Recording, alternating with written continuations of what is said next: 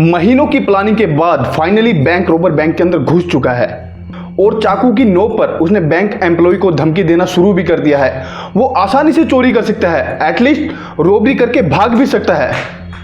पर ऐसा क्या है, भागने की बजाय वो पुलिस का वेट कर रहा है। और आखिर क्यों उसने पुलिस स्टेशन के सबसे नजदीक वाले बैंक को ही चुना। साल 2019, साउथ कोरिया। जियोंग एक 40 साल का आदमी महीनों से प्लानिंग कर रहा है। इसके लिए उसका वेल मेड प्लान बिल्कुल तैयार है। इसके लिए वो मल्टीपल टाइम बैंक में विजिट भी करता है, बैंक की बारीकियों को देखता भी है और स्पेशल ऑर्डर पर अपने लिए एक चाकू भी बनवाता है। इसके साथ ही वो ये कैलकुलेशन भी कर चुका है कि बैंक रॉबरी के दौरान पुलिस को उस तक आने में कितना टाइम लगेगा। अब फाइनली वो दिन आ चुका है जिस दिन वारदात को अंजाम देना था।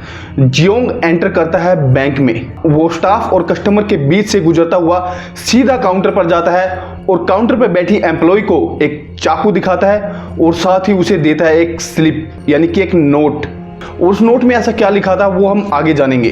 और उसने बैंक एम्प्लॉय को कहा कि इस नोट में जो लिखा है चुपचाप उसे फॉलो करो बिना हिले डुले। अब बैंक एम्प्लॉय को तो जाहिर सी बात है वही काम करना था क्योंकि उसे चाकू दिखाया गया था। अब तक बैंक के बाकी स्टाफ और दूसरे कस्टमर ये तो समझ चुके थे कि बैंक में रॉबरी हो रही है और सब बिल्कुल ही शांत माहौल था और सब उसकी तरफ देख रहे थे आखिर चल क्या रहा है। और आखिर कुछ देर बाद वही होता है जिसका डर था। पुलिस वहां पर आ चुकी है और पुलिस चारों तरफ से बैंक को कवर कर लेती है और अनाउंसमेंट करती है कि बैंक रोबर सरेंडर कर दे, वो अपने घुटनों के बल पे बैठ जाए और चाकू नीचे फेंक दे। अब जैसे जैसे पुलिस उसके नजदीक आती है पुलिस कुछ अनयूजुअल फील करती है। उसे लगता है कि यहाँ पर कुछ तो अलग है, कुछ तो डिफरेंट है। पर आखिर क्या, वो अभी तक तो पुलिस को भी नहीं पता था। अब वो चोर जियोंग क्या करता है, वो चाकू को लेकर अपने पेट में घुसा लेता है। पर वेट अ मिनट, ये क्या हुआ? चाकू तो उसके पेट में घुसा ही नहीं। जी हाँ, ये एक टॉय नाइफ था क्योंकि ये पूरी तरह से एक असली चाकू नहीं था। ये वही जो फिल्म में दिखाते ना ढीचू ढीचू वाला चाकू था और साथ ही ये बैंक रॉबरी भी नकली थी। पर फिर से वही क्वेश्चन, आखिर इतना तामझाम क्यों इतना जो है वेल मेड प्लान बनाया गया, आखिर किस लिए, वजह क्या थी?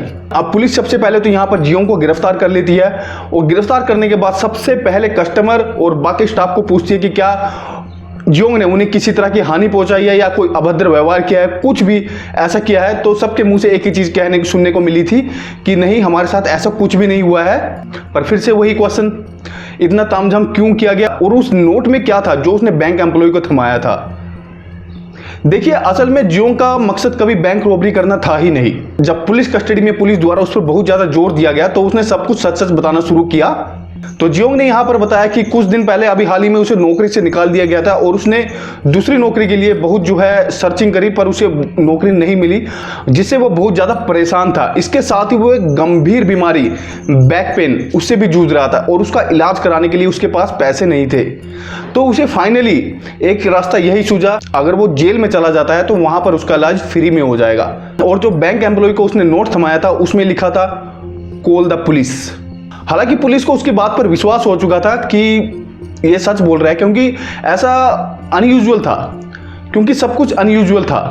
बैंक रॉबरी जैसा वहां पर कुछ लगा ही नहीं था। पर फिर भी पुलिस ने अपने बिहाफ पर उसके बैकग्राउंड को तलाशा, उसकी सारी डिटेल निकाली और जो निकालने के बाद वही मिला कि वो एक ईमानदार पर्सन है, ऐसा उसका कोई जो है पहले कोई बैकग्राउंड नहीं रहा है। तो उसकी बात को सच मान लिया गया।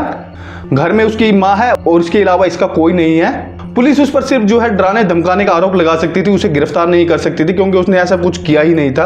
तो यहाँ पर पुलिस क्या करती है, पुलिस उसे रिहा कर देती है। पर अब क्वेश्चन उठता है, जिस चीज के लिए सारा तामझाम किया गया क्या वो चीज हुआ? जी नहीं, आखिर में उसे रिहा कर दिया गया और जो बैक पेन था उसका इलाज नहीं किया गया। पर हाँ, ये जरूर है, आने वाले कुछ 1 या 2 साल में साउथ कोरिया में काफी सारे चेंजेस हुए जो हेल्थ से रिलेटेड। तो अब वहाँ पर काफ़ी ज़्यादा सुविधाएं जो है वहाँ के लोगों को मिलने लगी है। हेल्थ से कोई भी इशू आता है तो वहाँ पर गवर्नमेंट द्वारा ही उनके इलाज को कवर कर दिया जाता है।